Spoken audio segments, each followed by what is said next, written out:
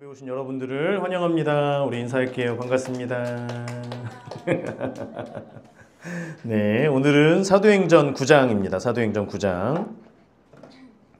사도행전 9장 말씀.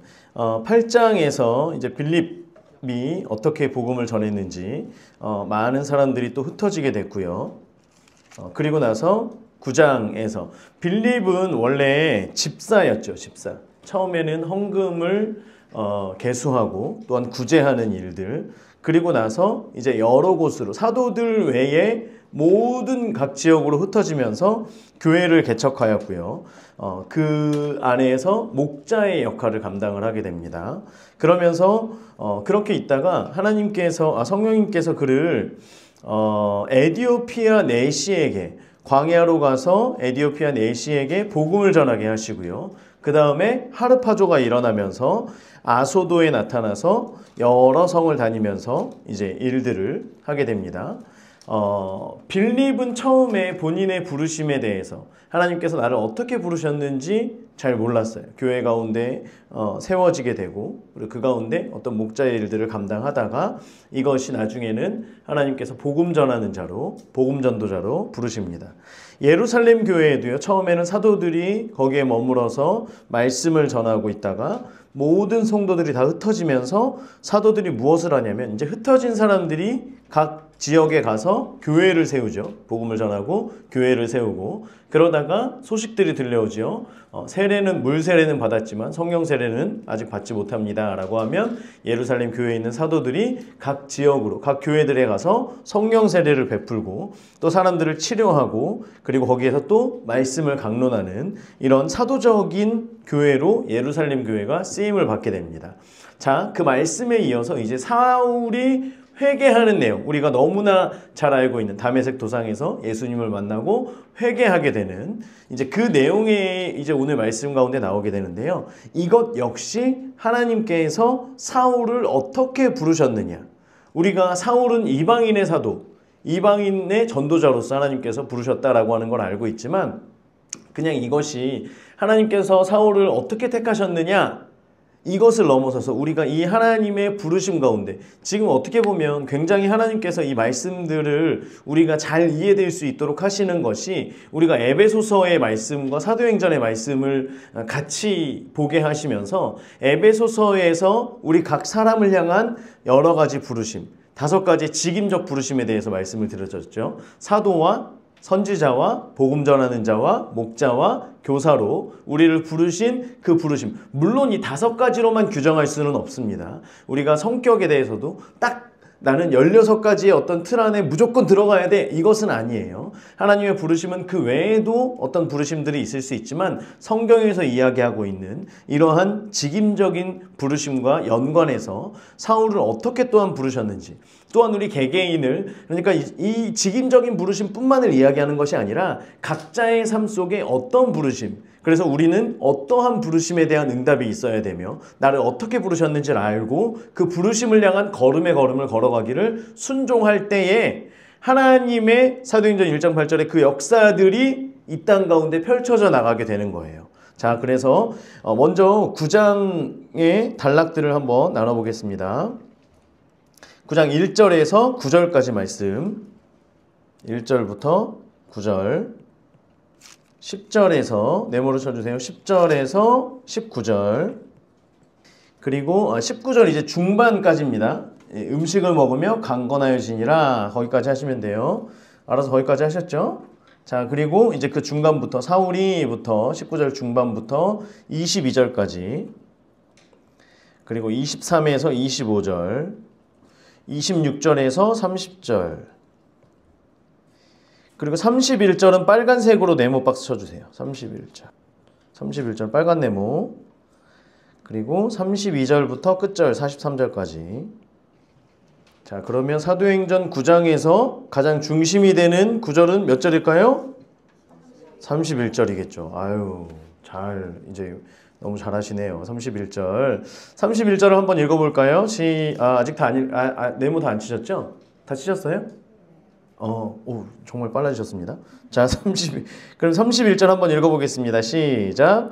그리하여 온 유대와 갈릴리와 사마리아 교회가 평안하여 든든히 서가고 주를 경외함과 성령의 위로로 진행하여 수가 더 많아지니라.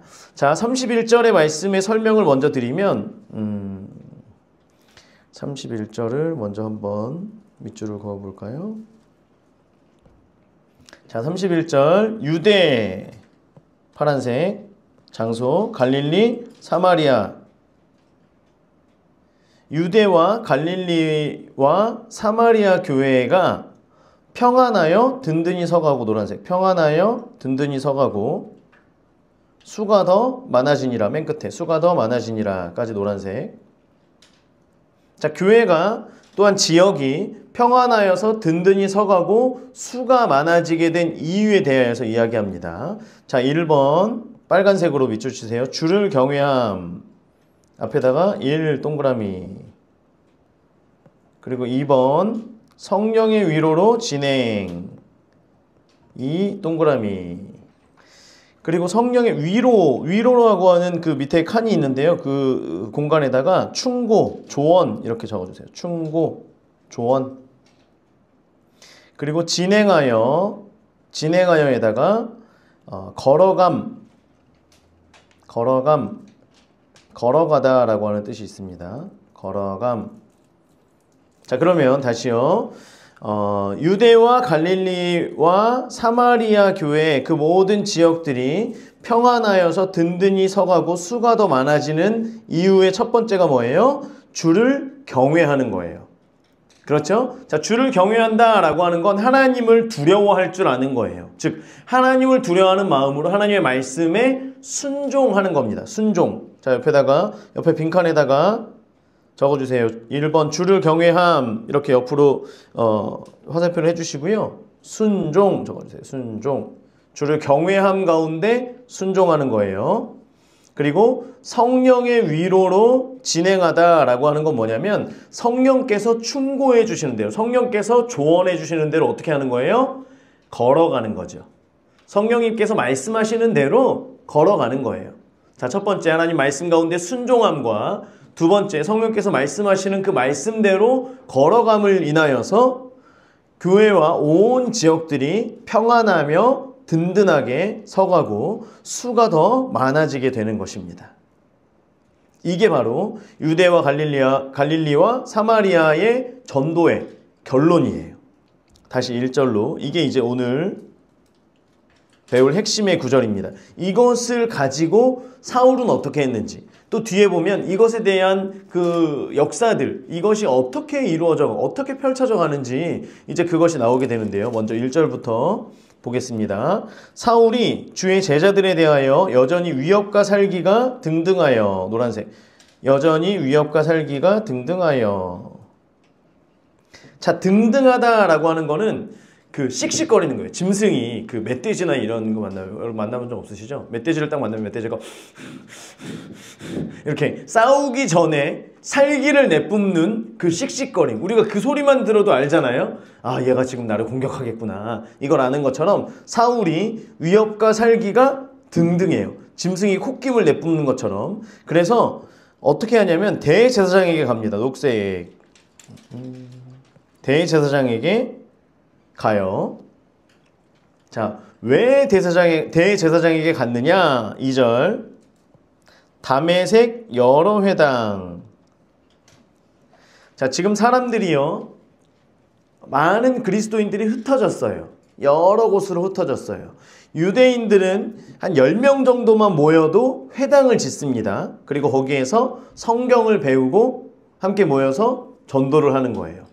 회당들마다 가서 사람들을 잡아오려는 거예요. 자, 그 내용이 뭐냐면 여러 회당에 가져갈 공문을 청하니 이는 왜냐하면 만약에 그 돌을 노란색으로 그 돌을 따르는 사람을 만나면 남녀를 막론하고 결박하여 예루살렘으로 잡아오려 함이라. 자, 예루살렘에 파란색으로 해주시고요. 그래서 이 공문은 뭐냐면 대제사장에게 가서 공문을 받아오는 거예요. 직접적으로 그곳에 가서 사람들을 체포할 수 있는 체포영장에 대한 공문.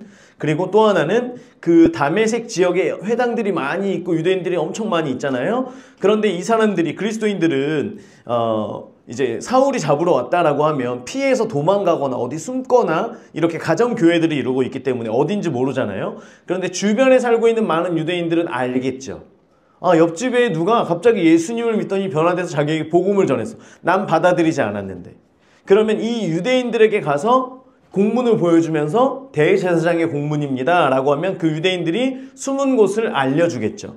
이렇게 하기 위해서 공문을 가져가는 거예요. 체포할 수 있는 그 영장, 그리고 하나는 같은 유대인들의 도움을 받을 수 있도록 하기 위하여서 공문을 가지고 가는 겁니다. 자, 그래서 예루살렘으로 잡아오기 위한 거예요. 사울은 굉장히 열심히 했다 그랬잖아요. 가서 본인이 직접 잡아다가 사람들을 감옥에 가두는 데까지 사울이 그 역할들을 지금 하는 겁니다. 굉장히 열심히 특심이죠. 자, 3절. 사울이 길을 가다가 다메섹 파란색, 다메섹에 가까이 갔대요. 자, 다메섹까지는 자, 여기 있습니다. 예루살렘에서 다메섹이 이 정도에 있죠. 자, 다메섹까지의 거리는 240km 적어주세요. 240km. 하루길을 보통 40km로 봅니다. 열심히 달려가면 5일에서 6일 정도의 거리가 지금 걸린 거예요. 시간이. 다메섹까지. 5일에서 6일 정도. 240km. 다메섹에 가까이 갔는데 자, 주황색 이제 하나님 색깔. 호련히 하늘로부터 빛이 그를 둘러 비추는지라. 호련히 하늘로부터 빛이 그를 둘러 비치는지라. 자, 빛에다가 동그라미 쳐주세요. 동그라미 빛. 자, 이게 나중에 다른 본문에서는 정오의 빛보다 더 밝은 빛. 지금 다메섹 도상에서 사울이 예수님의 그 빛된 예수님을 경험한 때는 정오의 시간이라 그래요. 그런데 정오면 하루 중에 해가 가장 밝을 때잖아요. 그 정오의 빛보다 더 밝은 빛인 거예요. 하나님의 영광의 빛이 지금 비춰진 거예요. 자, 사울은 지금 예수님 믿는 사람들을 핍박하고, 즉 예수님을 믿지 않았지만 하나님을 믿는 사람이 안 믿는 사람이에요? 믿는 사람이죠. 자, 그러면 성경 가운데에서 하나님께서 사람들 가운데 임재할 때, 빛으로 임하실 때에 많은 사람들이 하나님을 보면 어떻게 된다는 그 생각들이 있어요. 항상 죽는다라고 하는 생각이 있는 거예요. 자, 그래서 보세요. 4절에 보면 땅에 엎드려져. 노란색 땅에 엎드려져. 땅에 엎드려져 라고 하는 거는 우리가 이제 이걸 잘못 읽으면 수동적인 땅에 무언가에 의해서 엎드려지다라고 생각할 수 있지만 땅에 본인이 엎드린 거예요. 능동적으로. 왜냐하면 그 빛을, 그 영광을 하나님을 직접 보는 순간 나는 죽기 때문에 거기에 바싹 엎드려진 거예요. 자, 그러면 보세요. 지금 말 그대로 나는 하나님을 향한 특심을 가지고 지금 예수님을 믿는 사람들을 박해하기 위해서 가고 있어요. 지금 내 입장에선 지금 잘한 거예요? 잘못한 거예요? 잘한 거죠. 자, 그러면 그때 하나님의 영광의 빛이 짠 하고 나타났어요.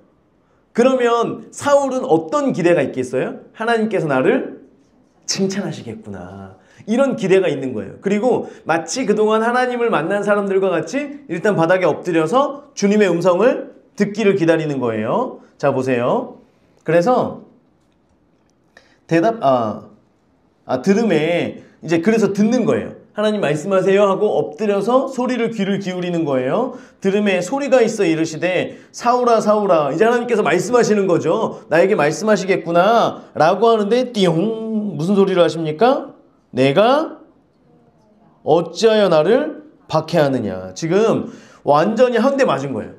띠용. 지금 이거는 하나님께 칭찬받을 줄 알았는데 하나님께 갑자기 일로 엎드려 임마. 지금 이제 두드려 맞는 상황이 된 거예요. 왜 이러지? 왜 이러지? 굉장히 깜짝 놀랍니다. 자기가 지금까지 열심히 해왔던 모든 것이 허물어지는 순간이에요. 지금 완전 정신을 못 차리는 그런 시간이 다가온 거예요. 왜냐하면 예수를 믿는 사람들은 말 그대로 이들에게 있어서는 이단이에요. 이단이에요. 심지어 그 죽은 예수가 부활했대요. 그러면 어딨냐? 예수가 어딨어? 하늘에 갔대. 야, 무슨 소리 하는 거냐 지금. 그러면서 사람들이 기도하면 하늘이 열리고 예수님이 하나님 우편에 계신 걸 본대요. 이런 말도 안 되는 이단들이 할 만한 그런 얘기들을 지금 하고 있으니까 지금 이것은 완벽하게 내가 하나님을 향한 열심으로 이 사람들을 가두고 죽여야 되겠다라고 생각을 하고 있었는데 완전히 지금 빛 가운데 임하시는 건 분명히 하나님이에요. 분명히 하나님인데 지금 음성이 들리기를 네가 왜 나를 박해하느냐 라고 하는 거예요. 그러면 지금 내가 박해하고 있는 그 대상은 누구예요? 실질적으로 예수 그리스도잖아요. 예수 그리스도. 이제 그래서 보세요. 대답하되 주여 누구시니까 노란색. 그리고 거기다 빨간색으로 별표 하세요. 별표. 별표인데 별표가 뭉그러졌네. 주여 누구시니까. 자, 여기서 주여라고 하는 건 지금 사울은 지금 말씀하시는 분을 누구라고 알고 있어요? 하나님이죠. 그래서 여기서 주여라고 하는 건 예수님이 아니라 하나님을 의미하는 겁니다. 하나님 적어주세요. 하나님 누구십니까? 라고 지금 묻는 거예요. 그때 말씀하십니다. 나는 내가 박해하는 예수라. 깜짝 놀라는 거예요. 너는 일어나 시내로 들어가라. 내가 행할 것, 빨간색 행할 것. 행할 것을 내게 이를 자가 있느니라. 자, 옆에다가 안 적어도 되는데요. 자, 사도행전 22장 10절을 보면 이제 사울이 예수님을 만났던 그때를 다시 한번 이야기하는데요. 내가 이르되 주님 무엇을 하리이까? 주께서 이르시되 일어나 다메섹으로 들어가라. 내가 해야 할 모든 것을 거기서 누가 이르리라. 자, 주님께서 말씀하시기를 다메섹으로 들어가면 네가 앞으로 해야 될 일들, 이게 뭐예요? 아까 말씀드렸던 처음에 부르심이죠. 부르심. 네가 앞으로 무엇을 해야 돼? 너는 어떤 사람이 돼야 되냐면 너에게 맡겨진 내가 너를 부른 그 이유가 뭐냐면 이것을 지금 거기서 누군가가 이야기해 준다라고 하는 거예요. 자, 그래서 보세요. 우리 모두가 이 땅을 살아가면서 믿는 모든 그리스도인들은 질문해야 되는 게 있는데 그게 첫 번째는 뭐냐면 주여 당신은 누구십니까? 예수님 당신은 나에게 어떤 분이십니까? 라고 하는 질문이 먼저 들어가는 거예요. 그리고 두 번째는 그리고 내가 무엇을 해야 되겠습니까? 22장에 보면 지금 여기에는 생략이 되어 있지만 22장에 보면 주님 무엇을 하리이까 물어보잖아요. 세 번역에서는 주님 어떻게 하라 하십니까? 내가 어떻게 할까요? 이렇게 얘기를 하는 거예요. 그래서 우리가 예수님이 나에게 어떤 분이신지를 알고 그분이 나에게 말씀하여 주시고 나의 주님이 되어주시면 그 다음에 내가 물어보는 게 그렇다면 주님 내가 무엇을 해야 합니까? 주님 나의 부르심은 무엇입니까? 지금 내가 해야 할 것은 무엇이겠습니까? 라고 하면 물으면서 하나님의 그 부르심 여러 가지로 해석할 비전일 수도 있고요. 지금 하나님께서 나에게 말씀하여 주시는 행해야 할 것 그것들을 물어보는 거예요. 각자를 향하여서 개개인에게 주시는 그 부르심이 있다라고 하는 거예요. 여러분 아까 빌립에 대해서 말씀드렸고요. 예루살렘 교회에 있는 많은 사도들에 대해서도 말씀을 드렸는데 이 사람들은요. 처음부터 빌립이 하나님께서 전도자로 부르셔서 이렇게 한 게 아니었어요.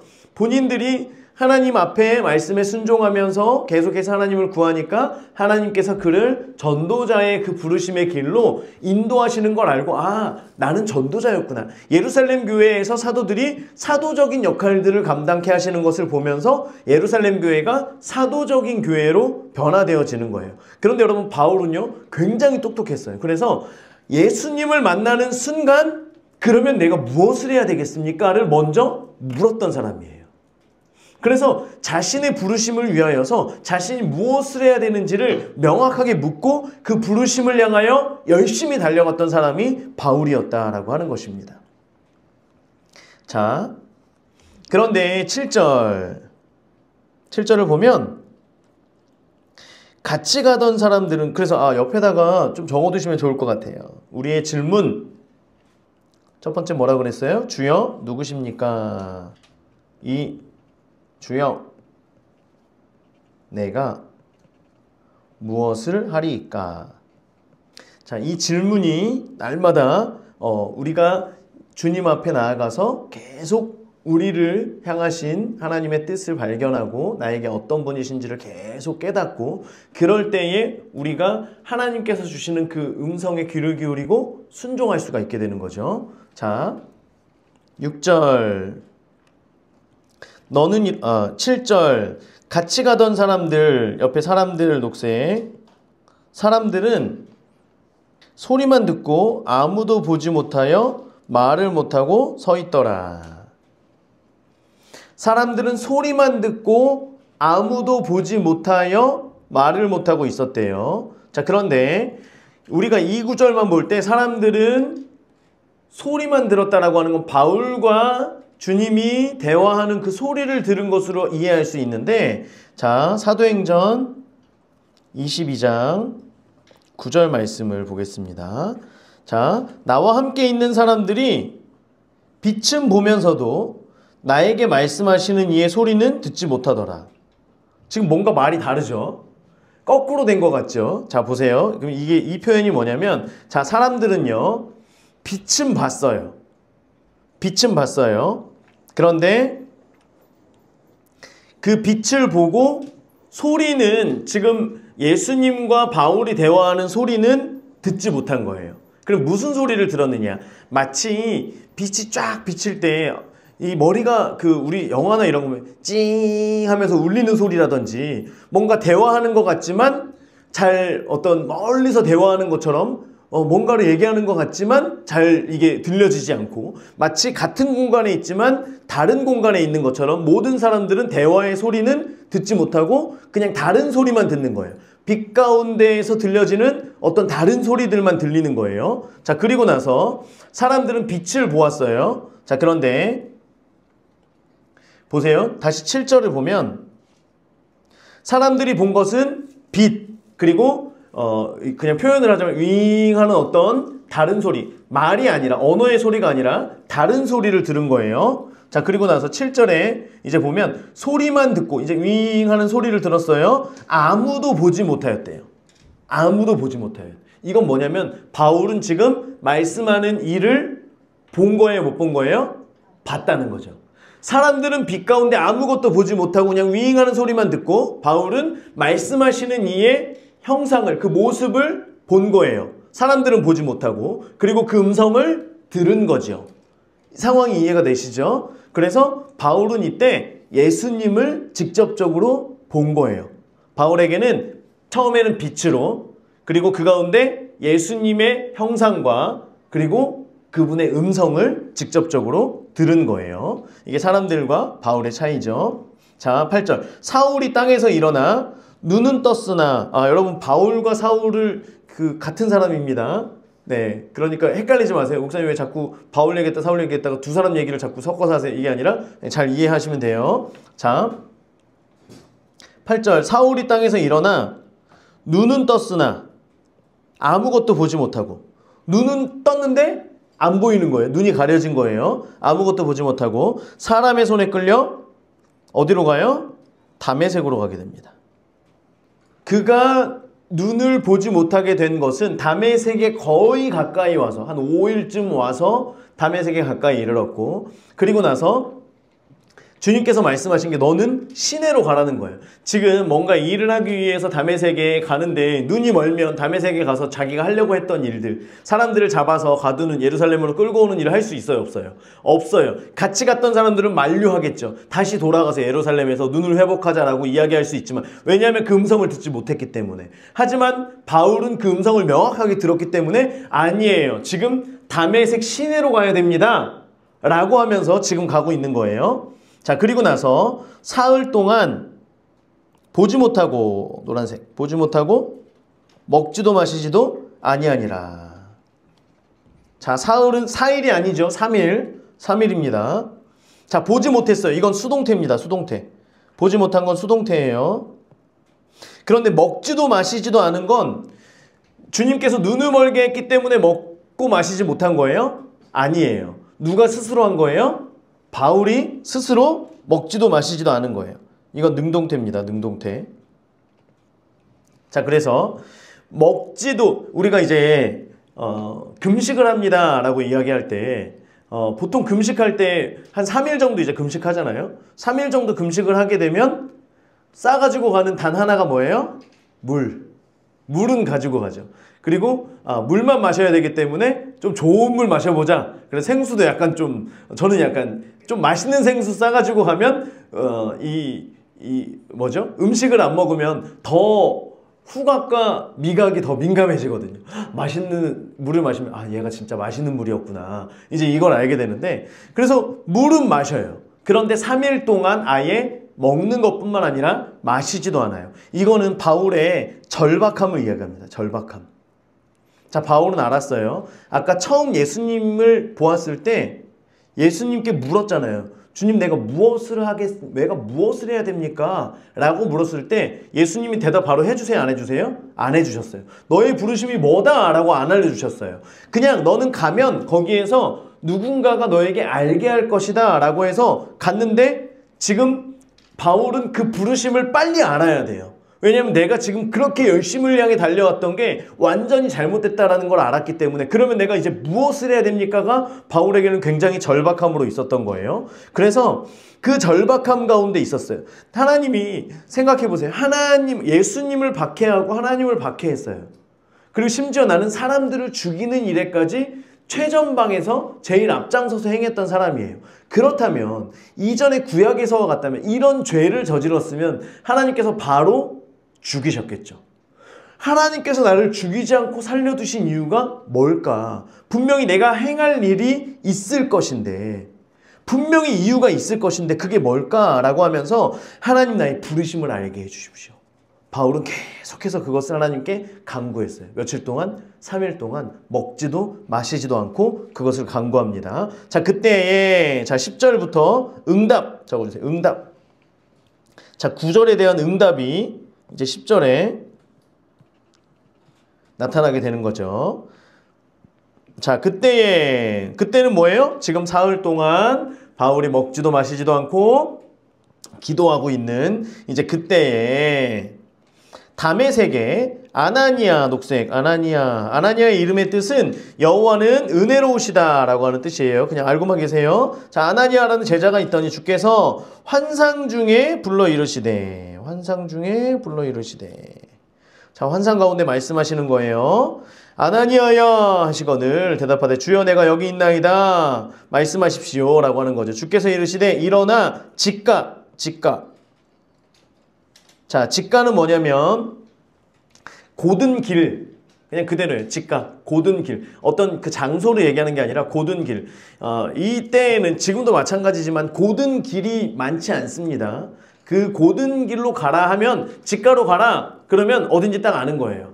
우리 뭐 어디 사거리에서 만나요? 뭐 예를 들어 오거리에서 만나요? 오거리가 많지 않잖아요. 오거리 하면 어디 딱 이렇게 되는 것처럼 직가로 가라. 거기 가서 유다의 집에 가면 다소 사람 사울 녹색. 자, 왜냐하면 베냐민 지파에 사울이라 이름하는 사람들이 굉장히 많습니다. 왜냐하면 사울 왕이 어느 지파니까? 베냐민 지파니까. 유다 지파 말고. 고마워. 그래도 맞아. 거의. 그런데 그 다음부터는 유다 지파지? 맞아.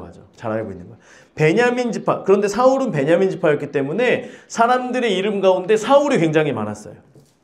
그래서 우리도 이제 그 시대별로 비슷한 이름들이 있잖아요. 특히 이제 뭐 이제 미국이나 이런 데 가면 또 집사님들, 장로님들 많이 계시니까 장로님 부르면 다들 많이 쳐다보시고 집사님 다들 쳐다보시는 어떤 이런 것처럼 어떤 그 이름들, 철수야 옛날에는 철수야 그러면 몇 명 쳐다보고 이렇게 하는 것처럼 이런 것처럼 사울이라고 하는 이름이 굉장히 많았어요. 흔했어요. 그렇기 때문에 다소 사람, 어디에 있는 사람 사울, 다소 지역의 사람 사울 이런 식으로 구체적으로. 자, 하나님께서는요, 성령님은 음성으로 말씀해 주시는데 환상 가운데 말씀해 주실 때 굉장히 구체적으로 말씀해 주십니다. 여러분 11절에 있는 이것을 보면 직가라는 거리로 가서 유다의 집에 가서 다소 사람 사울, 그 집에 가면 여러 사람들이 있을 수 있지만 그 중에 다소 사람 사울이라고 하는 사람을 찾으라. 이는 넣어주세요. 이는 사람을 찾으라. 그 사이에다가 이는 적어주세요. 왜냐하면 그가 지금 뭐하고 있대요? 기도하는 중이니라. 빨간색. 자, 굉장히 구체적으로 말씀하시죠. 하나님께서는 우리에게 말씀해 주실 때 구체적인 음성으로, 구체적인 또 환상으로 말씀을 하고 계세요. 그가 기도하고 있대요. 그가 지금 뭘 위해서 기도하고 있어요? 나의 부르심은 무엇입니까? 이것을 위해서 지금 바울이 계속 기도하고 있는 거예요. 그래서 우리가 지금은 우리가 어떤 환상들이나 이런 예언들이나 이런 것들이 열릴 때에 어떻게 보면 굉장히 뭔가 좀 우리가 구체적으로 하나님께서 알려주셨으면 좋겠는데 지금 뭔가가 약간 두리뭉실하고 뭉뚝하고 진짠가 가짠가 긴가 민가 이제 이런 가운데 우리가 있어요. 그런데 여러분 계속해서 하나님과의 친밀함과 하나님의 임재를 더 사모하다가 보면 하나님께서 성령님을 통하여 말씀해 주실 때에 이런 식으로 구체적으로 말씀해 주신다는 거예요.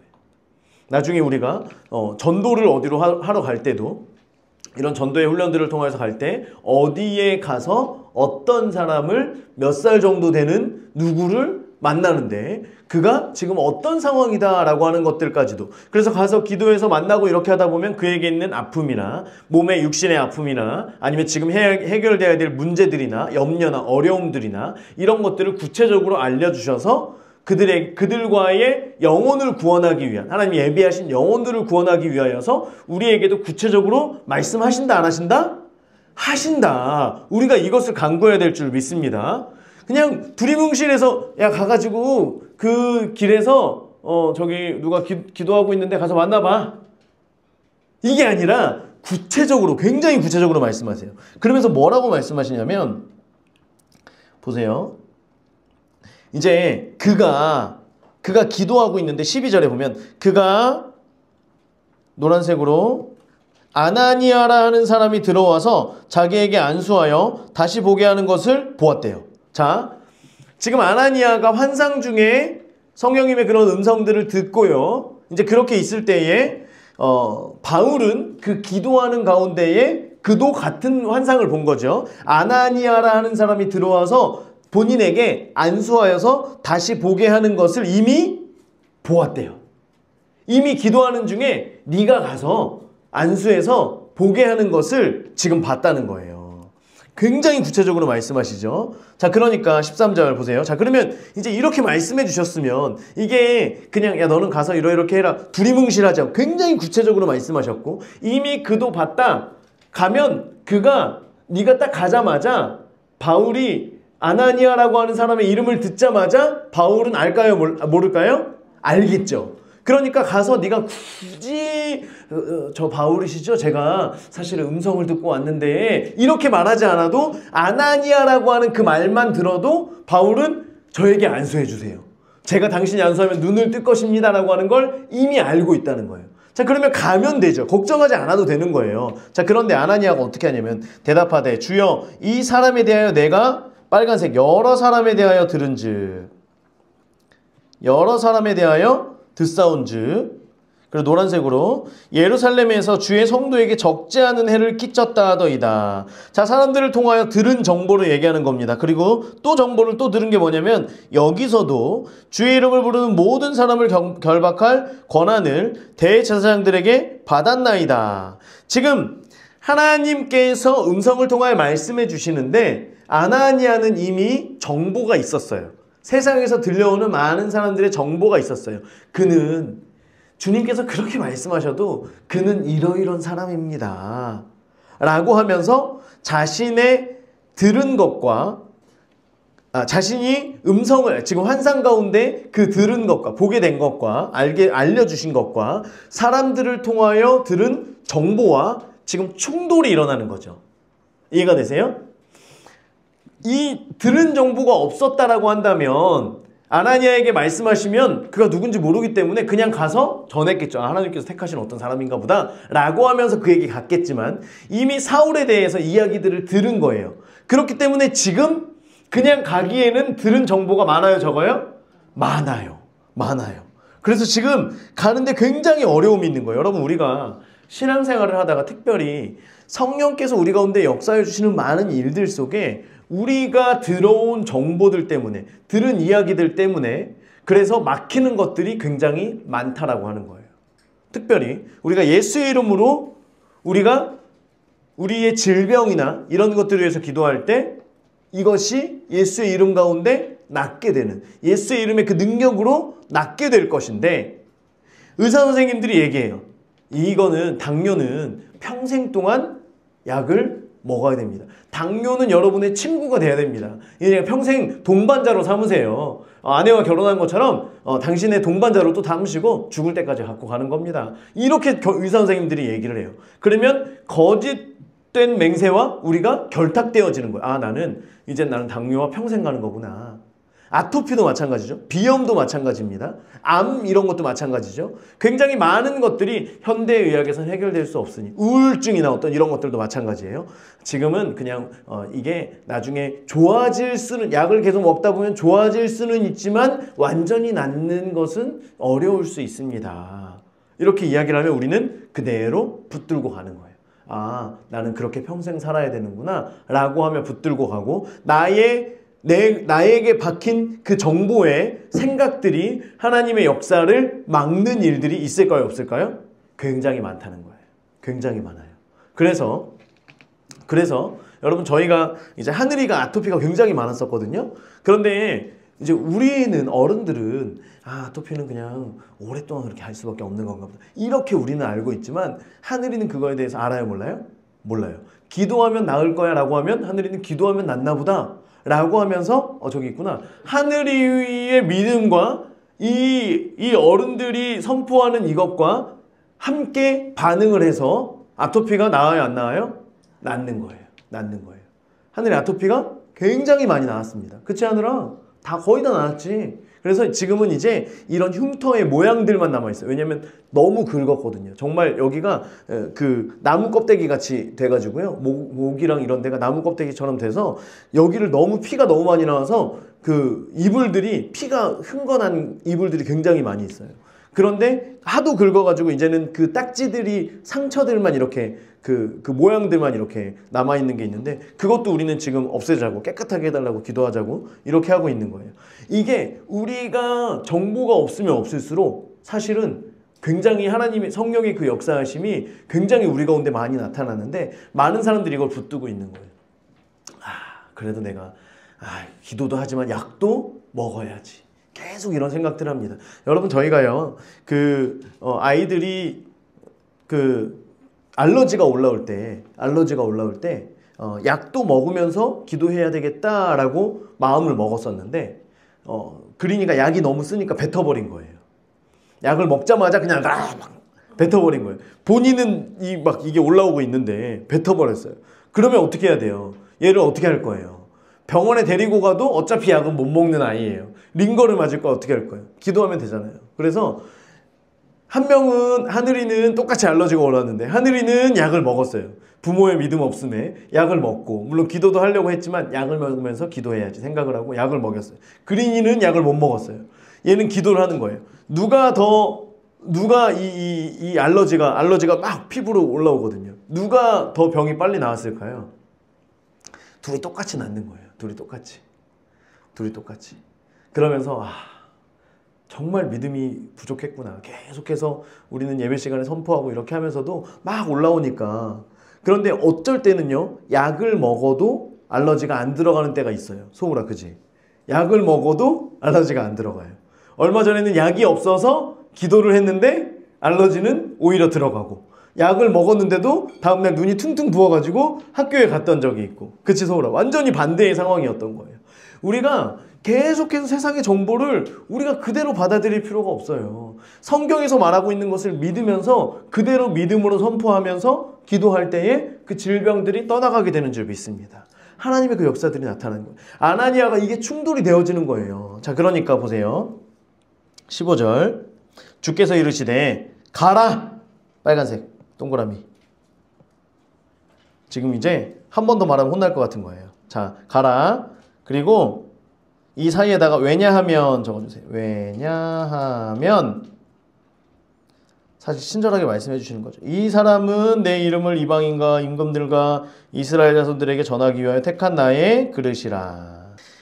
사울이 그 전에 어쨌든 주님은 사울의 과거에는 관심이 없으세요. 관심이 없으세요. 그래서 그를 이방인과 임금들과 이스라엘 자손들에게 전하기 위해서. 그래서 이제 이 명사들이 반복되어질 때는 앞에 있는 것이 가장 중요합니다. 그래서 이방인들에게, 그래서 이방인들의 사도로 바울을 부르시죠. 물론 이제 다른 사람들에게도 복음을 전하지만 가장 중요한 것은 이방인의 사도로 부르십니다. 그가 내 이름을 위하여 얼마나 고난을 받아야 할 것을 내가 그에게 보이리라. 노란색으로. 내 이름을 위하여 얼마나 고난을 받아야 할 것을 내가 그에게 보이리라 말씀하십니다. 여기서 고난을 받아야 된다라고 하는 거, 우리가 고난을 받다라고 하는 건 수동적인 표현이에요. 다른 사람들로부터 고난을 받는다라고 하는 건 수동적인 표현인데 여기에서는 능동태입니다. 능동태. 이건 뭐냐면 사울이 고난을 자발적으로 받아요. 본인은 고난을 받아야 될 것이라는 것을 이미 알고 있고 다른 사람들로부터 고난을 받는 것을 넘어서서 스스로가 고난을 받기에 이릅니다. 그래서 핍박을 받을 때 그 핍박을 달게 받는 사람이에요.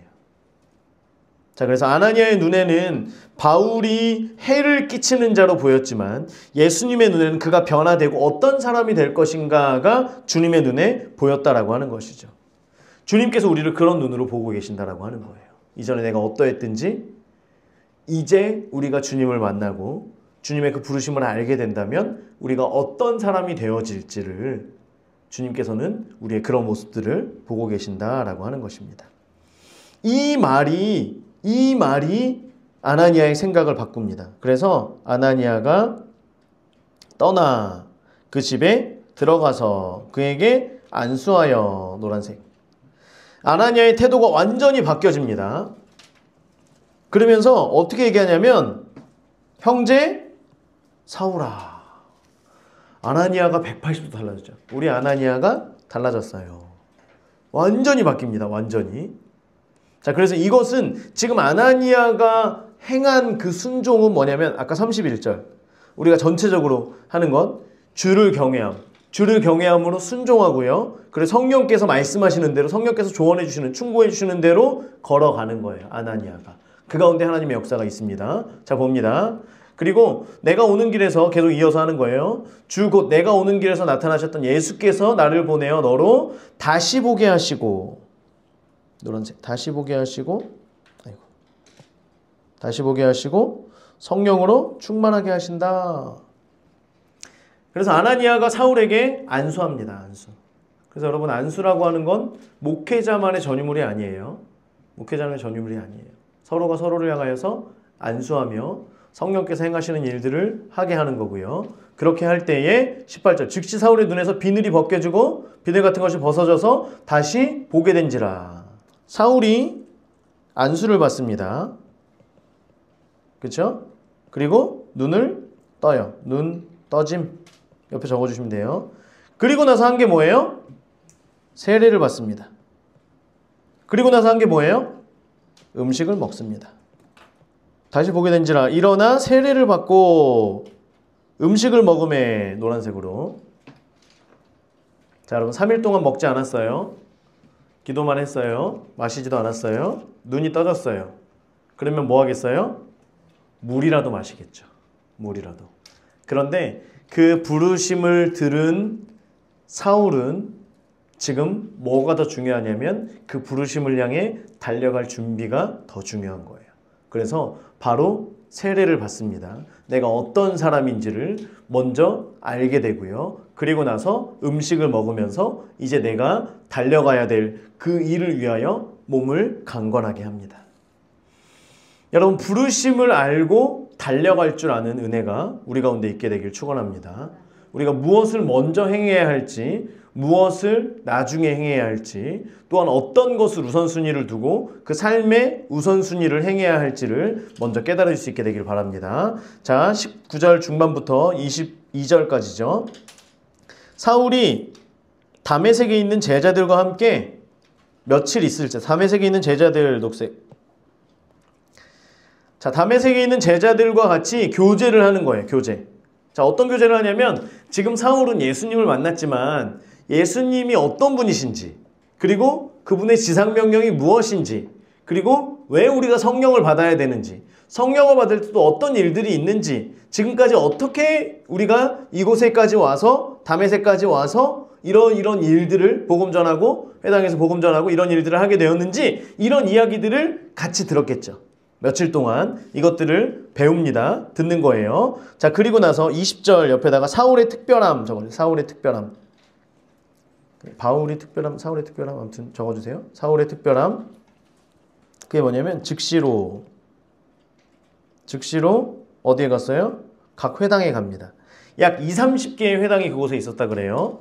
20-30개나 되는 회당마다 가는 거예요. 가서 뭘 전하냐면 1번 예수가 하나님의 아들이다.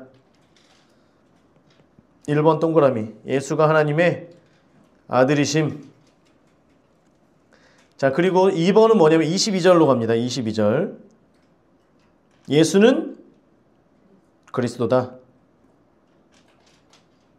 2번 동그라미 예수는 그리스도다. 그리고 그 앞에 힘을 더 얻어 노란색으로 적어주시고 힘을 더 얻어.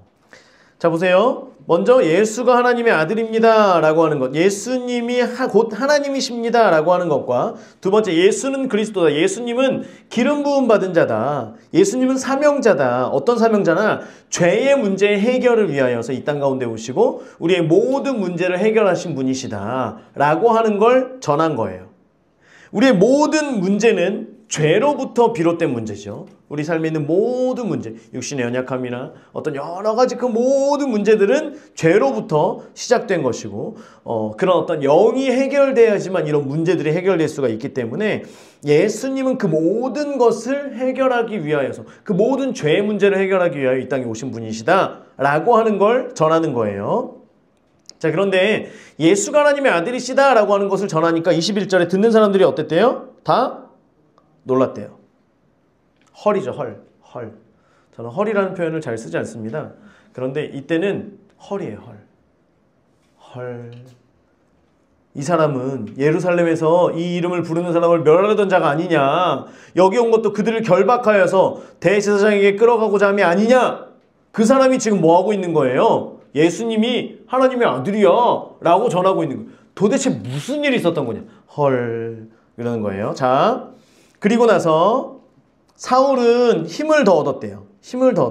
이게 무슨 말이냐면 점점 더 힘을 얻는 거예요. 자, 회당에서 회당으로 옮겨가면서 더 힘을 얻는 거예요. 이게 무슨 말이냐면 우리가 전도하는 것도 마찬가지입니다. 더 힘있게 증거하는 거예요. 사울이 이곳에서 이곳으로 또 그 다음으로 더 가면서 계속돼서 점점 예수는 그리스도이십니다. 예수는 하나님의 아들이십니다. 라고 하는 것들이 더 강하게 전달되어져 가는 거예요. 여러분, 우리가 치유축사나 어떤 예언이나 이런 것들을 지금 우리 합시다 라고 하면 뭔가 이 힘으로 보면 좀 약한 것 같다. 뭔가가 잘 안 되는 것 같다.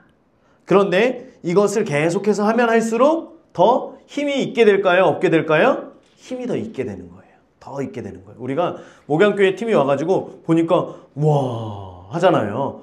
와 이분들은 어떻게 이렇게 사역을 할 수가 있지? 어떻게 이렇게 될 수가 있지? 진짜 어떻게 보이세요? 이런 것들이 너무나 궁금하거든요. 그런데 그분들에게 물어보면 저희도 1년 전에는 하나도 못 봤어요. 하나도 몰랐어요. 너무 무서웠어요. 이런 얘기들을 사람들이 너무나 많이 하세요. 단 1년 만에 그들이 힘있게 사역을 하는 사역자들이 되어지는 거예요. 그래서 그분들이 하는 얘기가 다 똑같아요. 계속 하면 돼요. 저에게 계속 얘기하는 거예요. 계속 목사님 그냥 계속 하면 돼요. 계속하면 더 알려주시고 더 힘있게 돼요. 전도도요. 처음에는 가면 어떻게 말해야 될지도 모르고 하나도 모르겠어요. 하나님께서 좀 알려주시면 좋겠는데 하나도 말씀 안 해주시고 머리가 하얘요.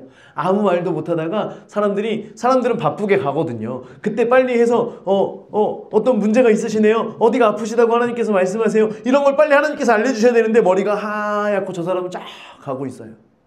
그런데요. 그래도 또 하고 또 하고 계속 전도를 하다 보면 더 힘있게 돼서 나중에는 빨리 이것들을 알게 되고 빨리 캐치하게 되고, 여러분 급하면 급할수록 하나님께 더 간절히 구하게 되잖아요. 우리가 그냥 앉아서 우리가 서로 기도합시다 라고 하면서 뭔가 하는 것과 지금 도망가려는 이 사람을 전도하는 그 긴박한 상황 속에서 우리가 하나님께 계속해서 묻다 보면 계속해서 하나님께서 들려주시고 말씀해 주시고 알게 해주신다라고 하는 거예요.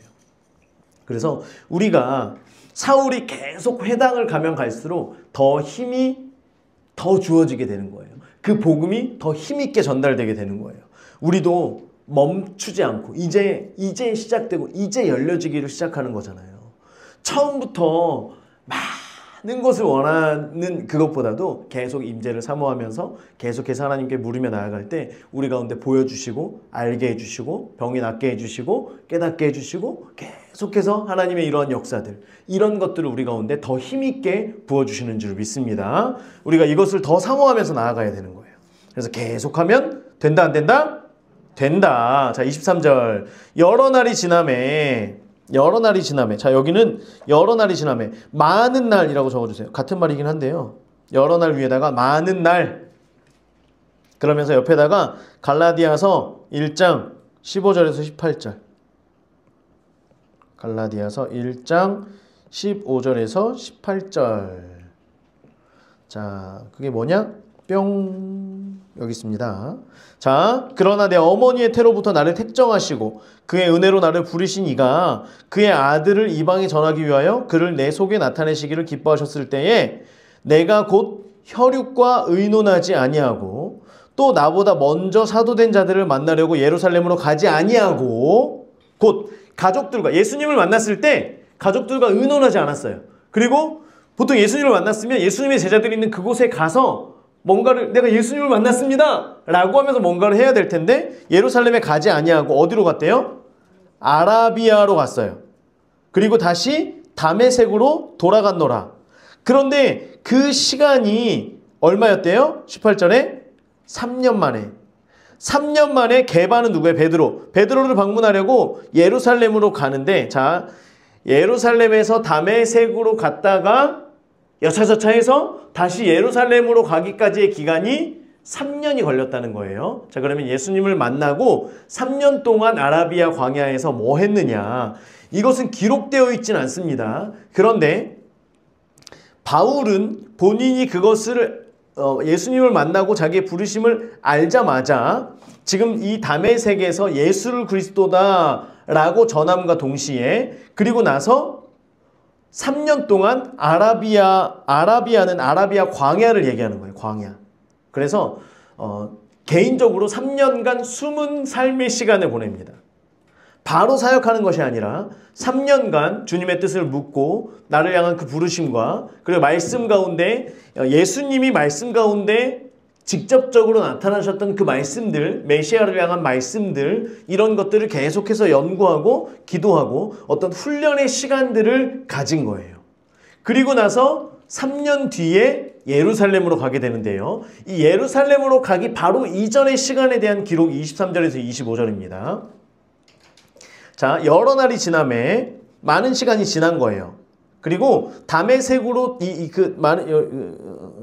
여기 보면 여러 날이 지나매 하고 그 사이에 이제 보면 광야의 시간들을 보내고 나서 다메섹에 와서 다시 복음을 전하는 거예요. 지금 처음에 이미 다메섹에서 회당을 돌아다니면서 복음을 전했잖아요. 그리고 그때 이미 제자들이 어느 정도 생긴 상태고요. 그리고 아라비아 광야에 가서 개인적으로 숨은 삶의 시간들을, 훈련의 시간을 보내고 나서, 그리고 다메섹에 다시 와서 복음을 전할 때에 유대인들이 사울 죽이기를 공모했대요. 노란색.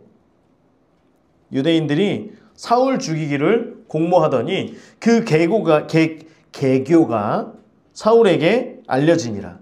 이미 사울의 제자들이 있었고요. 또한 말씀은 들었지만, 유대인들 중에 그 복음의 내용들은 들었지만 아직 복음을 완전히 받아들이지 않은 게 아니라 복음은 받아들였지만 그 사회 속에서 내가 예수를 믿습니다라고 하기에는 많은 핍박 때문에 이렇게 정정당당하게 얘기하지 못하는 그런 많은 사람들이 또 있었겠죠. 이런 사람들이 소식들을 들은 거예요. 지금 바울을 죽이려고 하는구나 라고 하는 소식을 듣고 바울에게 알려주는 거예요. 그들이 그를 죽이려고 밤낮으로 성문까지 지키고 있다라고 하는 걸 지금 바울이 어딘가에 숨어 있지만 여기를 빠져나가지 못하는 이상 이 안에서 죽을 것이고 빠져나가려고 하면 어디를 거쳐야 된다? 성문을 거쳐야 되기 때문에 여기만 이제 우리가 지키면 바울을 잡아서 죽일 수 있구나.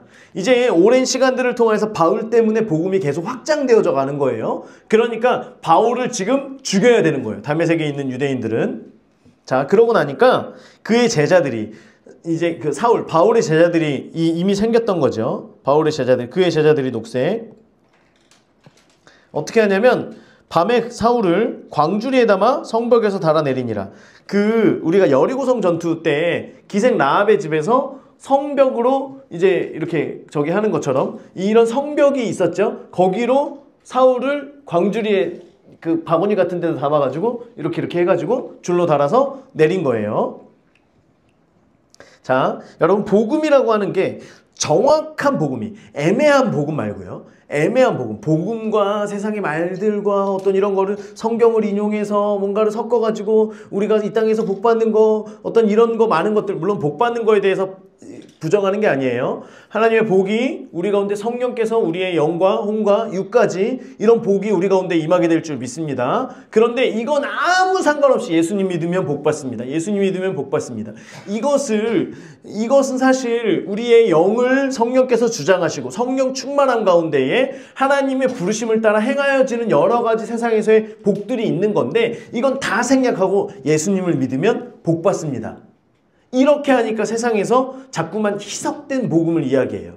이런 희석된 복음들이 들려지면 사람들은 별로 반응하지 않아요.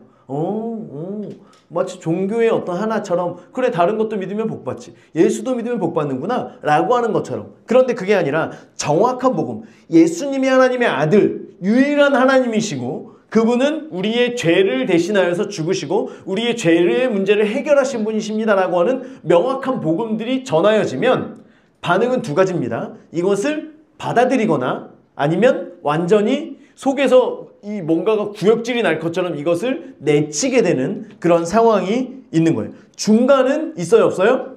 없어요. 완전히 믿든 아니면 완전히 반대하든 둘 중에 하나예요. 그래서 우리가 어떤 누군가가 복음이 전달되어질 때 이것을 계속해서 정말 완강하게 반대한다. 그러면 그 안에 잡고 있는 뭐가 있다? 영이 있다라고 하는 걸 우리가 깨닫고 그 뒤에 있는 영을 파쇄해야 될 줄 믿습니다. 그래서 반대할 때는 정말 복음이 들어갔구나. 지금 복음이 일하고 계시는구나 라고 하는 걸 우리가 아는 거예요. 그래서 어떤 이는 이가 갈릴 정도로 미운 거예요. 죽이고 싶을 정도로 미운 거고요. 어떤 이는 그 복음이 생명만큼 소중히 여기게 되는 거예요. 자, 바울이 얼마나 영향력이 있었던 사람이냐면 3년 만에 다메섹에 있는 많은 사람들이 이를 갈거나 목숨 걸고 예수를 믿는 사람들이 생겨나게 되는 거죠. 자, 그리고 나서 보세요. 사울이 예루살렘에 가서 예루살렘 파란색 예루살렘에 갔어요. 자, 예루살렘에 있었던 날들은 15일입니다. 15일간 예루살렘에 있어요. 15일간 예루살렘에 가서 제자들을 사귀고자 하나 제자들이 사울을 만나려고 해요? 안 만나려고 해요? 다 두려워하여. 노란색. 교제가 안 되는 거예요. 교제가. 왜냐하면 사울이 어떤 사람인지 알고 있잖아요. 알고 있었잖아요. 이 사람이 어떤 사람이었는지. 그러니까 아무도 제자들이 교제하려고 하지 않습니다. 자, 그런데 바나바 녹색. 바나바는 위로의 아들입니다. 위로하는 자예요. 바나바는 목자의 부르심이 있는 사람입니다. 그래서 사람들을 격려하고 위로하고 챙기고 공동체 가운데 속할 수 있도록 하고 이게 목자의 역할이죠. 자, 바나바가 데리고 사도들에게 가서 그가 어떤 일을 하냐면 1번 그가 길에서 어떻게 주를 보았는지를 얘기해 주는 거예요. 그가 길에서 어떻게 주를 보았는지 바나바가 다 들은 그것을 얘기해 주는 거예요. 두 번째, 주께서 그에게 말씀하신 일. 그리고 3번, 그가 어떻게 예수의 이름으로 담대히 말하였는지. 이것들을 세 번째가 다메섹에서 그가 어떻게 예수의 이름으로 담대히 말했는지. 그래서 죽을 뻔하다가 지금 왔습니다. 이걸 얘기해 주는 거죠. 그래서 바울이 얼마나 귀한 사람인지를, 얼마나 귀한 제자인지를 지금 세 가지를 얘기하고 있는 거예요. 그러면서 바울과 교회를 연결시키는 다리의 역할을 하게 됩니다. 다리의 역할을. 이게 목자의 부르심이 있는 사람들은 사람들과 사람들을 연합하게 만들고 사람들과 교회를 연합하게 만드는 그런 일들을 하게 되는 거예요. 자, 바나바가 이렇게 말한 결과가 28절에서 30절입니다. 28절에서 30절. 그 결과 사울이 제자들과 함께 있어 예루살렘에 출입하게 됩니다. 또 주 예수의 이름으로 담대히 말하고 헬라파 유대인들과 함께 말하며 변론하니. 자, 헬라파 유대인들은 누구냐면 스데반과 논쟁하던 사람들이에요. 스데반을 죽인 사람들. 스데반 집사와 논쟁하고 그를 죽였던 사람들. 그 중에 누가 있었어요? 사울이 있었죠. 그러니까 사울 마음속에는 이 사람들이 어떤 마음으로 그때 스데반 집사를 그렇게 죽였는지, 그리고 내가 예수님을 만나고 나니까 이 사람들도 예수님을 만나야 돼요? 안 만나야 돼요? 만나야 돼요. 그 마음이 너무나 간절했던 거예요. 유대인들을 사랑하는 마음이 너무나 많이 있었던 거예요. 그리고 지금 이 시기는 아직 복음이 이방인들에게 전하여지기 전이에요. 그러니까 이방인을 위해서 바울을 불렀지만, 사울을 불렀지만, 사울은 그거 이전에 하나님께서 이곳 가운데에서 이 유대인들을 향하여서, 이스라엘 사람들을 향하여서 나를 부르셨다라고 하는 그 부르심에 지금 불타 있었던 거예요. 내가 원래 알고 있었던 사람들, 내가 함께 공부했었던 사람들, 또 함께 핍박했던 이 사람들이 예수님을 알면 나처럼 변화되고 그 기쁨이 얼마나 클 것을 알고 있었기 때문에 이게 너무나 사울에게는 중요한 일이었어요. 자, 그래서 사도행전 22장 17절에서 21절을 보면요. 자, 이제 이것에 대해서 그 뒤에도 보면 먼저 이걸 마저 볼게요. 그런데 이렇게 얘기를 했는데 그 사람들이 어떻게 해요? 죽이려고 힘쓴대요. 그 사람들에게 복음이 지금 들어가요, 안 들어가요? 안 들어가는 거예요. 이걸 형제들이 알았어요. 죽이려고 힘쓰는 걸 알고 어디로 가냐면 가이사랴로 갑니다. 가이사랴로 데리고 가서 어디로 보내요? 다소로 보냅니다. 다소로 보내요. 자, 이게 22장 17절에서 21절에 있는데, 후에 내가 예루살렘으로 돌아와 성전에서 기도할 때 황홀한 중에 봄에 주께서 내게 말씀하시되 속히 예루살렘에서 나가라. 그들은 내가 내게 대하여 증언하는 말을 듣지 아니하리라. 내가 말하기를 주님, 내가 주를 믿는 사람들을 가두고 또 각 회당에서 때리고 또 주의 증인 스데반이 피를 흘릴 때 내가 곁에 서서 찬성하고 그 죽이는 사람들의 옷을 지킨 줄 그들도 압니다. 내가 어떤 사람인지 그들이 압니다. 그러니까 내가 그들에게 말하면 그들이 들을 겁니다. 라고 얘기하는 거예요. 자, 성령님은 지금 뭐라 그러세요? 야, 거기를 떠나라. 그 사람들이 듣는다, 안 듣는다? 안 듣는다. 그런데 바울은 마음속에 타는 마음, 불타는 그 마음 때문에 주님, 그런데 그들이 제가 어떤 사람이었는지 압니다. 그러니까 제가 전하면 될 겁니다. 이렇게 얘기를 하는 거예요. 그런데 나더러 또 이르시되 떠나가라. 내가 너를 멀리 이방인에게로 보내리라. 말씀하시는 거예요. 그래서 그 성령님께서 하신 말씀, 바울은 이방인의 사도로 부르셨잖아요.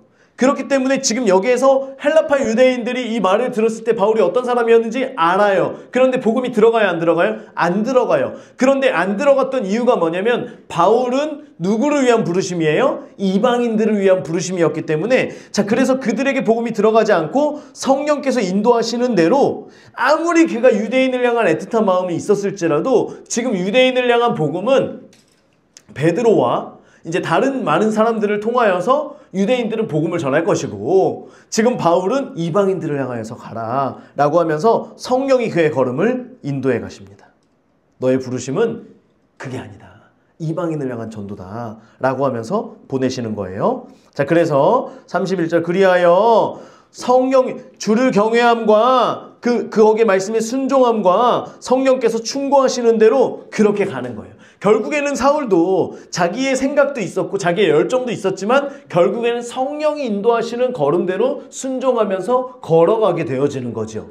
자, 이런 일들이 사울에게도 이제 그 전에 아나니아에게도 그리고 그 뒤에 베드로에게도 이런 일들을 통하여서 이 지역에 보면 자 예루살렘이 여기 있죠. 유다와 사마리아와 갈릴리에 이렇게 이 지역 가운데에 복음이 전파되어지게 됩니다. 하나님의 일들이 성령께서 하시는 그런 일들이 나타나게 되는데요. 이제 32절부터는 그래서 이 31절에 대한 내용들이 어떤 일들이 나타나느냐 이렇게 행할 때 말씀에 두려워하며 순종하고 그리고 성령께서 말씀하여 주시는 대로 그 충고대로 걸음을 걸어갈 때에 어떤 일들이 있느냐라고 하는 걸 32절부터 보여줍니다.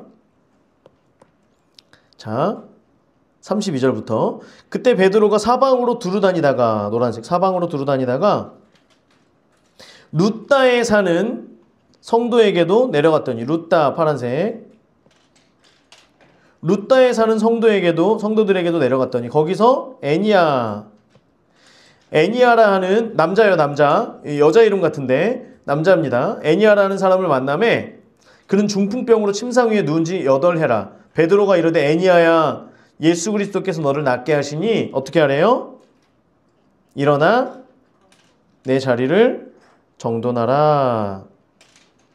자, 지금 이 일은요. 지금 생략되어 있지만 31절에 그것이 32절부터 43절까지 계속해서 반복되어지는 거예요. 이해가 되시죠? 그래서 일어나 내 자리를 정돈하라 라고 하는 건 베드로로 하여금 이 사람이 일어날 것이라고 하는 그 감동을 누가 주신 거예요? 성령께서 그 감동을 주셨어요. 그러면 베드로는 어떻게 하면 돼요? 순종하면 되죠. 그래서 성령께서 말씀하시는 대로 일어나 내 자리를 정돈하라 라고 하니까 그렇게 되는 거예요. 자, 성령께서 말씀하여 주세요. 지식의 말씀의 은사로 깨닫게 해주세요. 알게 해주세요. 그러면 거기에 순종하는 거예요. 우리는. 그런 감동을 주시고 그런 확증이 있으면 거기에서 우리는 순종하는 거예요. 선포하는 거예요. 이게 사역의 원리입니다. 31절에서 말하고 있는 사역의 원리예요.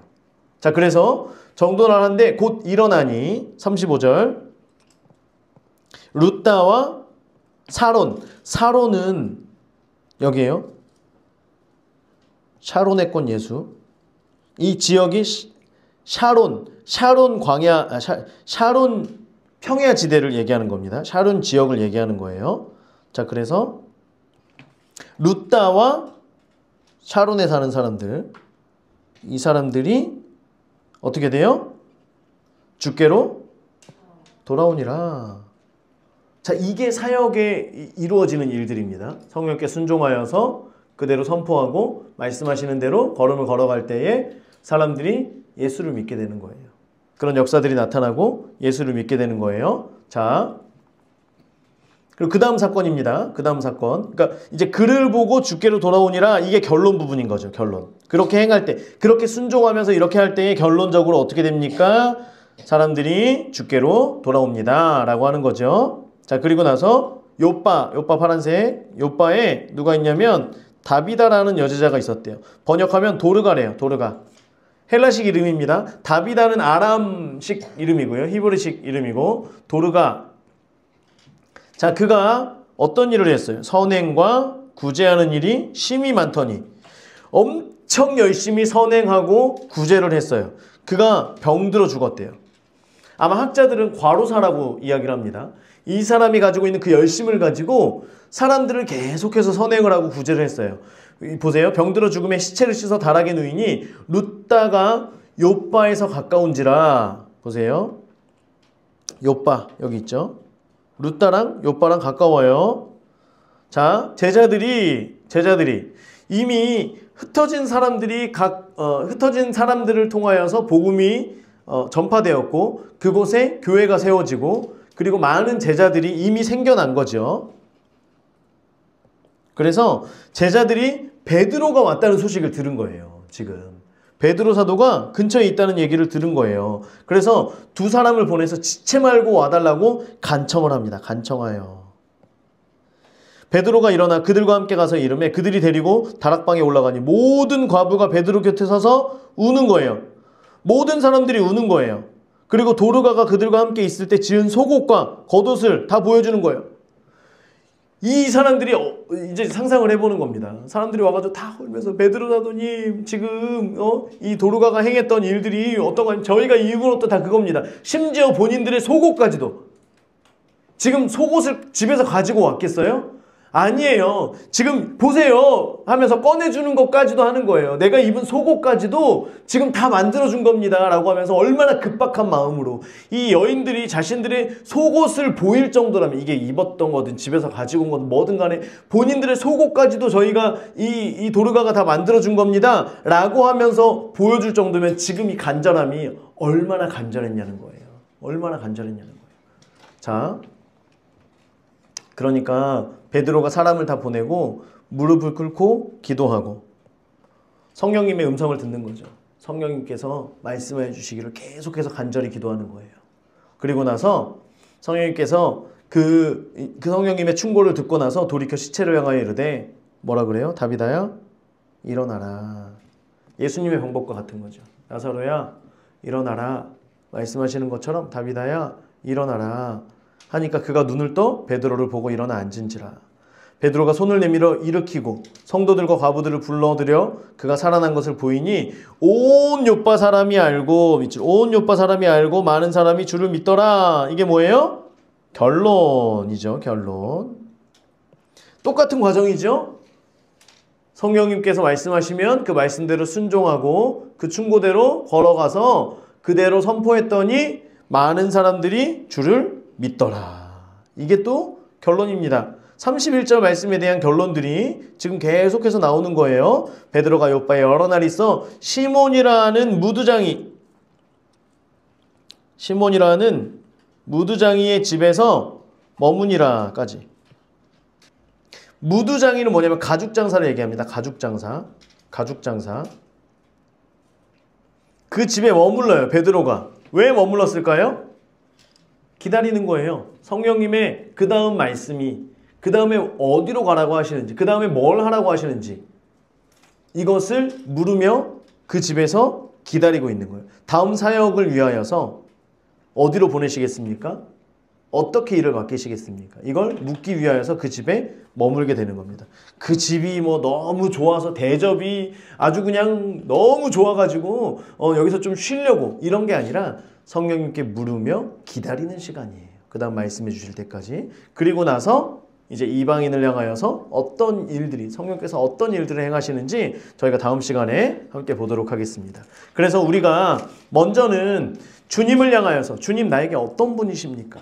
그리고 내가 주님을 안다면 그러면 내가 무엇을 해야 되겠습니까? 나를 향한 부르심은 무엇입니까? 우리가 이것을 주님께 물어야 하고요. 그리고 주님께서 그 부르심을 말씀해 주시면 날마다 달려가는 거예요. 어떻게? 성령님께 순종하면서 그분의 충고대로, 그분의 말씀대로 이 땅을 향하여 선포하며 그분의 뜻이 이 땅 가운데 이루어지며 하나님의 나라가 이 땅 가운데 이루어지기를 위하여서 우리는 열심히 달려가는 거예요. 그런데 우리는 그 결론을 알아요? 몰라요? 알아요. 지금 말씀해주고 있잖아요. 32절부터 43절까지 그 결론들, 글을 보고, 그렇게 행하는 글을 보고 사람들이 주께로 돌아오게 되는 거예요. 많이 핍박하는 사람들도 있어요? 없어요? 있어요. 그런데 이렇게 성령님께서 말씀해 주시는 길을 따라 걸어갈 때에 많은 이들이 주께로 돌아오는 그 역사가 우리 가운데, 우리 교회와 우리 모든 성도들 가운데 이루어지기를 주의 이름으로 축원합니다. 기도하겠습니다. 하나님, 우리가 성령님의 음성에 더 귀 기울이며 우리를 향하신 부르심이 무엇인지를 깨달아 알게 하여 주시옵소서. 그 부르심을 말씀하여 주실 때에 그 부르심대로 열심히 달려가기 위하여 훈련받고 준비되게 하시며 성령님의 그 말씀 가운데 순종하며 나아갈 때에 주를 믿는 자들이 더 많아지게 하시고 천하만민이 복받는 대로 돌아오는 그 놀라운 역사가 우리들 한 사람을 통하여 일어나게 하여 주시옵소서. 쓰임받게 하여 주시옵소서. 감사드리며 예수님의 이름으로 기도드립니다. 아멘.